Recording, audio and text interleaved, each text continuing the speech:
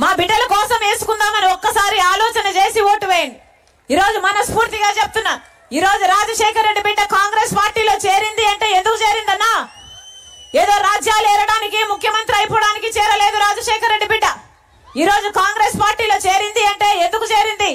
ఒక్క కాంగ్రెస్ పార్టీ మాత్రమే అధికారం లేకొచ్చినాక 10 సంవత్సరాల ప్రత్యేక హోదా ఇస్తామన్న ఏకైక నాయకుడు రాహుల్ గాంధీ గారు. కాబట్టి ఈ రోజు కాంగ్రెస్ పార్టీలో చేరింది రాజశేఖర రెడ్డి బిడ్డ అంటే ఎందుకు చేరింది? ఎందుకంటే ఒకవైపు టీడీపీ, ఒకవైపు వైసీపీ మన ప్రజలను ప్రజల ప్రయోజనాలను తాకట్టు పెట్టారు. కాబట్టి 10 సంవత్సరాలు అయిపోయింది. ప్రత్యేక హోదా మనకు 10 సంవత్సరాల క్రితం రావాల్సింది, ఈ రోజు వరకు రాలేదు. రాకపోగా అసలు ఒక పక్క పాలక పక్షం, ఒక పక్క ప్రతిపక్షం ఇద్దరు కలిపి ప్రత్యేక హోదా అన్న ఊసే లేకుండా చేశారే. ప్రత్యేక హోదా అన్న పదమే మర్చిపోయేటట్టు చేస్తున్నారే. అందుకే కొట్లాడడానికి ఒక గొంతు ఉండాలి, గట్టిగా కొట్లాడడానికి నిలబడడానికి ఒక పార్టీ ఉండాలి. కాబట్టి రాజశేఖర రెడ్డి బిడ్డ కాంగ్రెస్ పార్టీలో చేరింది.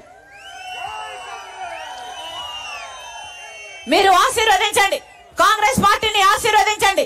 ఆ రాజశేఖర రెడ్డి గారి సంక్షేమ పాలన మళ్ళీ మీ గడపకు తేవడమే కాకుండా 10 సంవత్సరాల ప్రత్యేక హోదా ఇస్తుంది కాంగ్రెస్ పార్టీ. మీరు ఆశీర్వదించండి. రైతులకు 2 లక్షల వరకు రుణమాఫీ చేస్తుంది కాంగ్రెస్ పార్టీ. మీరు ఆశీర్వదించండి. ప్రతి పేద కుటుంబం ఇల్లు గడవడానికి ఎంత కష్టమైపోయిందో ఈ రోజు.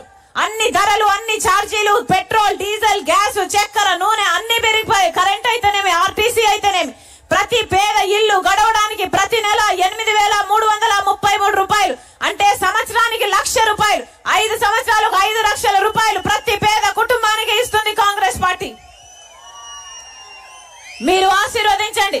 రైతులకు కొత్త మద్దతు ధర, పెట్టుబడి ఎంత అవుతుందో ఆ పెట్టుబడి మీద 50% లాభంతో కూడిన మద్దతు ధర ఇస్తుంది కాంగ్రెస్ పార్టీ. మీరు ఆశీర్వదించండి. ఉపాధి హామీ కింద కనీస వేతనం రోజుకు 400 రూపాయలు చేస్తుంది కాంగ్రెస్ పార్టీ. మన బిడ్డలకు ఉద్యోగాలు రావాలన్నా, 5 లక్షలతో మళ్ళా ఇందిరమ్మ ఇల్లు లాంటి పక్క ఇల్లు పథకం రావాలన్నా, పెన్షన్లు 4,000 కావాలన్నా, మన బిడ్డలకి ఉద్యోగాలు రావాలన్నా, వాళ్ళు బాగుపడాలన్నా, పరిశ్రమలు రావాలన్నా, ప్రత్యేక హోదా రావాలన్నా, పోలవరం రావాలన్నా, రాజధాని కట్టుకోవాలన్నా కాంగ్రెస్ పార్టీ అధికారంలోకి రావాలి. మనస్ఫూర్తిగా ఆశీర్వదించాలని మీ ఎమ్మెల్యే అభ్యర్థిగా